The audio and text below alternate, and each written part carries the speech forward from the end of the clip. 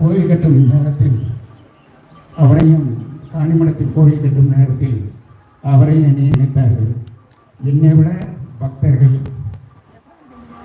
அது போக மிகவும் வசதி படைத்த திருநெல்வேலி இருக்கிறத்தில் 1970 இருந்து வந்த பக்தர்கள்லாம் விட்டுவிட்டு என்னை ஏனோ என் குடும்பத்தையும் என்னை சார்ந்தவர்களையும் இணைத்து திரு பொன்காமலத்தோடு இணைத்து கும்பாபிஷேகம் நடத்தினார். அதே மாதிரி மதுரையிலையும் ஒரு கும்பாபிஷேகத்தையும், அருகோடியில் ஒரு கும்பாபிஷேகத்தையும் அந்த பெரிய புண்ணியத்தை கொடுத்தார்.